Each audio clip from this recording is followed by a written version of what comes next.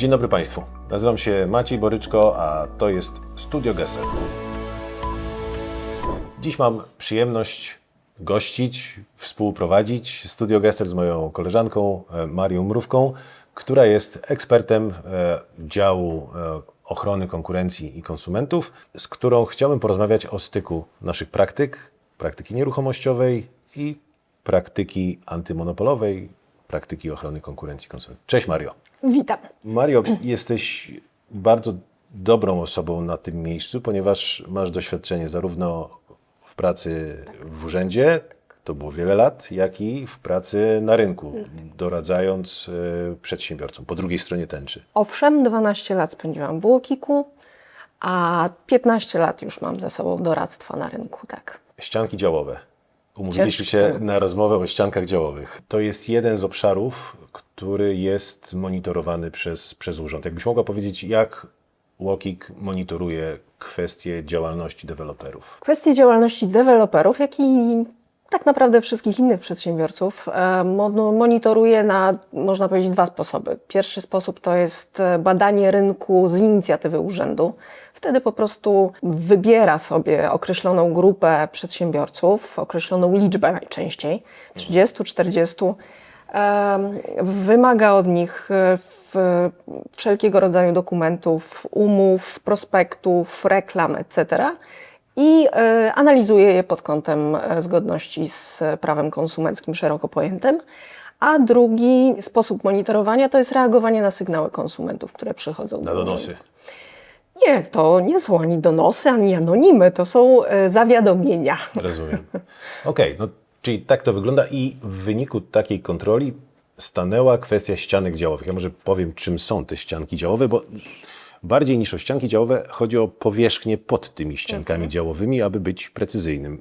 I ścianki działowe to jest, jeżeli to jest podłoga, tu jest ścianka działowa, gdzie moja dłoń, to chodzi o powierzchnię pod tymi ściankami. No i suma tych powierzchni jest pewną wartością, która może być istotna dla konsumentów nabywających swoje lokale mieszkaniowe czy domy, ponieważ ona może wpływać zwiększająco dla całej powierzchni lokalu i przez to wpływać na cenę. O co chodzi? Jakbyś mogła...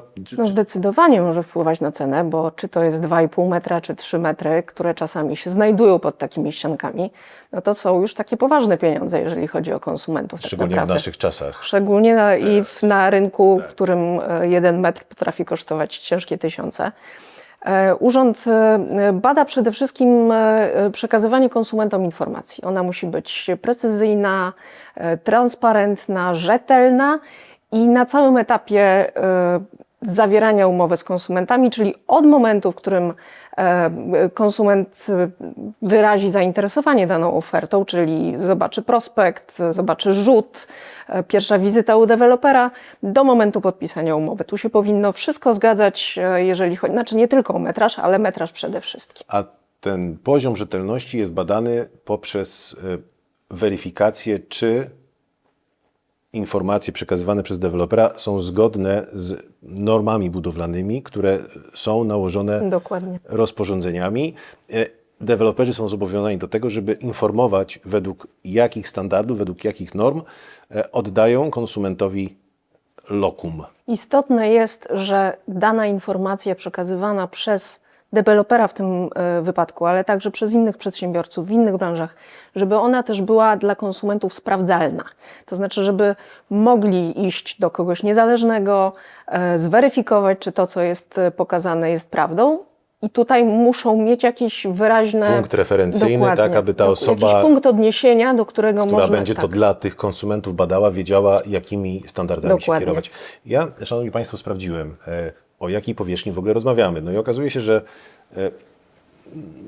proszę wybaczyć, może być tak, że to są dane poglądowe, natomiast żebyście mieli Państwo smak tego, o jakiej powierzchni mówimy, to dla lokalu 50-metrowego ta powierzchnia pod ściankami działowymi to jest około 1,2 m2.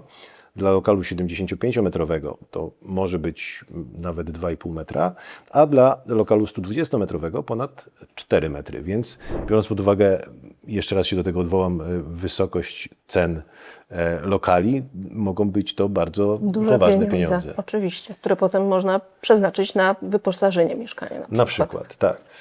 Okej, a powiedz Maju, jak coś się zaczyna dziać, no bo skoro są te decyzje, skoro deweloperzy są prześwietlani, to jak wygląda proces weryfikacji praktyki danego dewelopera w zakresie tych ścianek działowych, tej powierzchni pod tymi ściankami? No to jest klasyczne w zasadzie postępowanie urzędu, czyli badanie tych dokumentów, o których mówiłam. Na tej podstawie urząd, to dzieje się w ramach postępowania wyjaśniającego i w trakcie tego postępowania urząd bada, czy są podstawy do postawienia zarzutów, czy też nie ma. Jeżeli uzna, że są podstawy, no to po prostu wszczyna postępowanie tak zwane sformalizowane, przekazuje zarzuty przedsiębiorcy. Ten ma możliwość bronienia swojego stanowiska. Na ogół kończy się to wszystko decyzją, na ogół stwierdzającą stosowanie praktyk. W międzyczasie... Uśmiechasz się, bo ta decyzja stwierdzająca stosowanie praktyk wiąże się z karą finansową. No nie dlatego się uśmiecham, ale uśmiecham się dlatego, że jeżeli urząd na pewnym etapie postępowania wyjaśniającego zdecyduje, że jest podstawa do postawienia zarzutów, to wtedy tak naprawdę z dużą dozą prawdopodobieństwa można uznać, że mimo przedstawianych przez przedsiębiorcę w trakcie postępowania stanowisk, ta decyzja zakończy się stwierdzeniem. Dlatego zawsze zachęcaliśmy klientów do zgłaszania się do nas już najwcześniej, już na etapie postępowania wyjaśniającego. Wtedy, gdy realnie można zabrać Dokładnie. głos, wtedy, gdy można wejść w interakcję z Wpłynąć, urzędem tak, i dokładnie, wpłynąć na na jego jego rozumienie decyzję. i postrzeganie tej rzeczywistości. Dokładnie tak. Rozumiem. Potem jest już postępowanie. Tutaj znowu jest furtka dla uniknięcia. Zanim o tym, Mario, powiedz proszę, jakie są wysokości tych kar? Co mówi ustawa? Ustawa mówi, że do 10% obrotu za rok poprzedzający dzień wydania decyzji. Także to jest, Czy jest ten najczarniejszy scenariusz? to jest najczarniejszy scenariusz, który tak naprawdę, no nie straszmy, nie ziszcza się. Natomiast rzeczywiście te kary potrafią być dolegliwe. Urząd wydał wyjaśnienia, które pokazują, jaki będzie jego proces myślowy przy nakładaniu metodykę kary. pracy. Tak, metodykę pracy i metodykę nakładania kary. Oczywiście wiele tutaj ma wpływ, czy postępowanie dewelopera jest umyślne, czy zaprzestał w trakcie, Czy współpracuje? czy współpracuje. Tutaj oczywiście jak to przekaże, trzeba ją ważyć. Ale najczęściej jest to kara, urząd się stara, żeby była dolegliwa. Prewencyjny charakter ma mieć ta kara też trochę chyba, prawda? Ogólna prewencja, i szczególna również prewencja. Mario, czyli mamy tę decyzję i co dalej? Czy to jest już tylko jakiś proces odwoławczy, czy jest jeszcze jakaś droga? Znaczy po wydaniu decyzji to już jest tylko proces odwoławczy. Oczywiście trochę bardziej skomplikowany niż to mamy czas przedstawić w tej chwili, bo po odwołaniu urząd może zmienić swoją decyzję. Ale polecam również mechanizm w trakcie postępowania, czyli możliwość złożenia tak zwanego zobowiązania. Zobowiązanie do zaniechania stosowania praktyki. To jest możliwość uniknięcia kary finansowej. Czy jest to jakaś forma współpracy? Jest to jakaś forma i z ugodowego konsumentami, zakończenia sprawy. i z urzędem. Tak, Rozumiem. tak. Ale jeśli nie to sąd? Sąd Ochrony będzie- Konkurencji i Konsumentów, który weryfikuje decyzję wydaną przez urząd. Następnie sąd apelacyjny. No i oczywiście, z tym, że tu już walczymy oczywiście z orzeczeniem prawomocnym, skarga kasacyjna do Sądu Najwyższego. Rozumiem. Długa droga. Długa, męcząca droga. Mario, bardzo Ci dziękuję za to, że znalazłaś czas na Dziękuję. rozmowę. A Państwa zachęcam do śledzenia naszego kanału i do obserwowania innych publikacji, które dotyczą naszej wspólnej działalności, nieruchomości, ochrona konkurencji i konsumentów. Dziękuję bardzo. Dziękuję.